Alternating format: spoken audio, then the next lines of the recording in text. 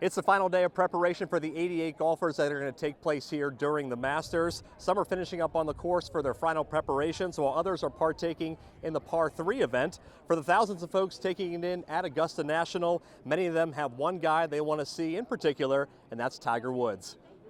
Tiger is preparing for his 25th Masters. He has won this event 6 times, which is tied for the most all-time with the legendary Jack Nicklaus. His last victory came back in 2019 at the age of 43. Given his experience on the course, his mindset has changed over the decades, going from competitor to more of a teacher for the next generation of golf talent. I'm probably sharing more knowledge now because of the fact that I was always asking guys how to play this golf course. So it was that transition where I was asking all the guys how to play this golf course, and then now they're asking me how to play it. And as I said earlier, this tournament has meant so much to me in my life. I've had so many great memories here, and looking forward to another great week. Woods will tee it up on Thursday at 10:18 in the morning and likely have the biggest following on the course. Ahead at 5, we'll chat with the reigning champion of this event, Scottie Scheffler. Reporting at Augusta National, I'm Chris Parks for News 13 Sports.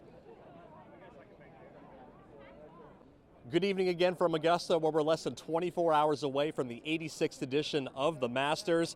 And one thing that doesn't happen very often here is a repeat winner and back-to-back winner. But the way 2022 champion Scottie Scheffler has been playing as of late, he's certainly one of the heavy favorites. Scheffler carried a fairly large lead with him last April and parlayed that into his first career Masters victory. This season he's been on fire, finishing in the top 15 in 9 tournaments, winning 2 of them, including the Players' Championship back in March. Scheffler was asked about what his approach will be and his chances of winning again in Augusta, something that hasn't been done since Tiger Woods did it back in 2001 and 2002. Thursday you're definitely nervous, but you're just kind of trying to get settled into the tournament. A lot of that is positioning, and then depending on where you're going or where you're going into the round on Sunday, it's a different kind of approach. And so last year playing with a lead, I was just trying to stay as aggressive as I could and kind of sticking with whatever game plan I had at the beginning of the week because that was working. The world #1 golfer will certainly have plenty of competition behind him. Many of his colleagues and guys in their 20s would love to add this in, a green jacket to their resume. And with the weather possibly playing a factor into the weekend, the course conditions will change and really anything could happen once we hit Saturday and Sunday. We'll have more coming up at 6. Reporting here in Augusta, I'm Chris Parks for News 13 Sports. Good evening, Julia. We're just about wrapped up from today's competition and practice rounds, and we are less than 24 hours away from the real competition. We've been chatting with the favorites and contenders all afternoon, and another one of those hails from the Palmetto State and is a past champion of this event. That's Coastal Carolina product and Midlands native Dustin Johnson. He made the move to the LIV Tour in 2022, so his name no longer pops up in PGA events, but he told reporters this week his game is still strong and he's been playing numerous practice rounds at Augusta to prepare for the week. Johnson won this event back in 2020 when it was moved to November because of the pandemic. Now the course is much different in the spring compared to the fall, and DJ said he's been focusing on one thing to try and give him an edge. Obviously coming off of an event last week, which is nice to be able to play in there. So the game's in pretty good form, and so I'm really looking forward to this week. But obviously for me, spent a lot of time around the greens, just getting used to the speed. But I was here Thursday, Friday the week before, so got a couple rounds in. Johnson was a former world #1 and has won multiple majors, so he's no stranger to moments like this. He'll look to get off to a fast start on Thursday afternoon before the weather really moves in Friday evening and Saturday afternoon. We'll have one more preview from Augusta coming up tonight at 11. Reporting at Augusta National, I'm Chris Parks for News 13 Sports. The practice and prep work are now all over, and it's time for the stars to shine in the 86th edition of the Masters. There's plenty of storylines, one being how competitive can Tiger Woods be, given it's just his second tournament of the year, and how will the mixture of the LIV Tour guys and the PGA Tour guys mesh on the course. One thing all the participants can agree on, though, they aren't here just to enjoy the scenery, they're here to win. I wouldn't be here if I didn't feel that way. It's also, I got to be realistic. I haven't scored the way I want to, but I do see a lot of positive signs.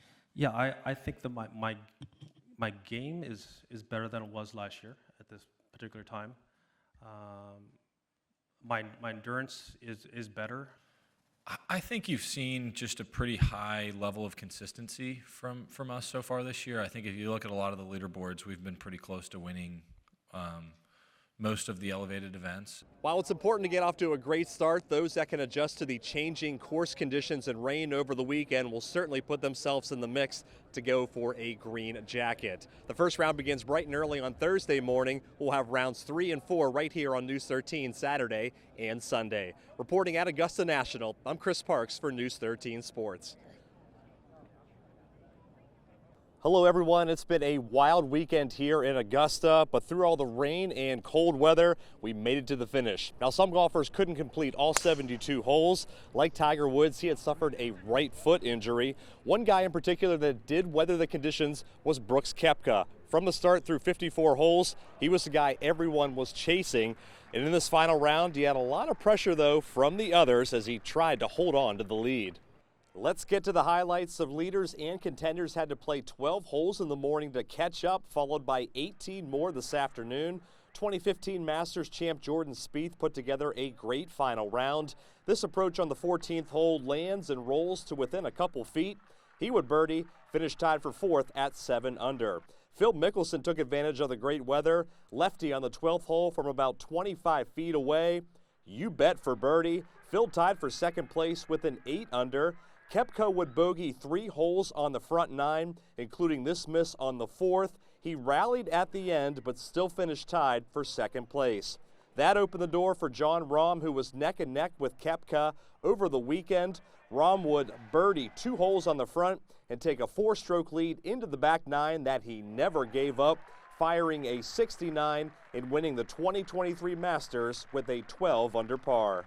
Now, obviously, Phil and Jordan were making birdies and finishing strong, and they were finishing their round as we were finishing 10. So making sure I, at the end, didn't put myself in a difficult spot on 10, 11, 12 was the key. And then 13 with that right to left wind is when I could turn a little bit and get in the attack, and that's what I did. Today is hopefully a stepping stone to really kickstart the rest of the year and continue some great play, because I have a unique opportunity, right? At 52, no physical injuries, no physical problems, being able to swing the club the way I want to. I came in mentally fatigued, and then you overwork this week every year. And I played way too much golf in the last, this is 8 out of 10 weeks.